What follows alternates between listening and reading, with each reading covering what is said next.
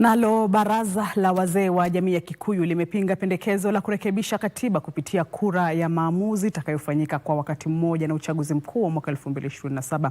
Hatua hii inajiri siku moja tu baada ya waziri mwenye mamlaka makuu Musalia Mudavadi kusema kuwa huu ndio wakati mwafaka wa kurekebisha katiba alipohudhuria hafla ya kitamaduni katika kaunti ya Vihiga. Viongozi wa upinzani akiwemo kiongozi wa chama cha DAP Kenya Eugene Wamalwa pia wamepuuzilia mbali wito huo, wakisema kuwa sio swala muhimu kwa Wakenya sasa. Huyu hapa Giverson Maina na mengi zaidi. Wito wa waziri mwenye mamlaka makuu Musalia Mudavadi wa kurekebisha katiba umekosolewa kutoka pande mbalimbali, huku wazee wa jamii ya Kikuyu kutoka kaunti za Nyeri, Kiambu, Tharaka Nithi na Nakuru wanaofahamika kuwa Kiama wakiwa hivi majuzi kujiunga na kundi la upinzani. Tena tunasikia kuna mwingine anasema ati analeta katiba ipinduliwe. Sijui tufanye sijui fradamu sijui inaitwa nini na kizungu.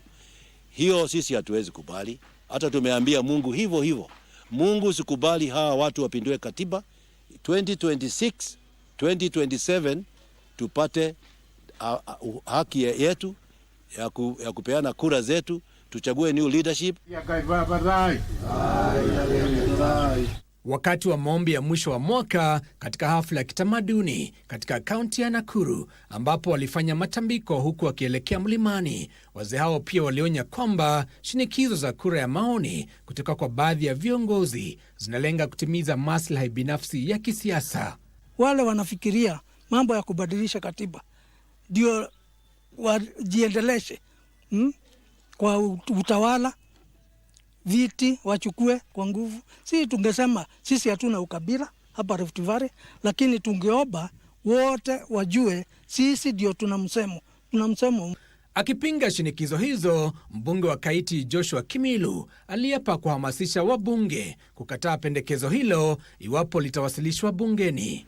Mimi nataka kwa hiyo parliament atahakikisha hiyo kitu haitapita, kwa sababu wametuzoea ile discussion ya 7 years. Kama mjui wanataka tuende hivyo tuongeze ikue ati tunakaa 7 years kama mjui zinapangwa, na hiyo tuanze kukataa mapema, na tumesema no na tutaremain na no.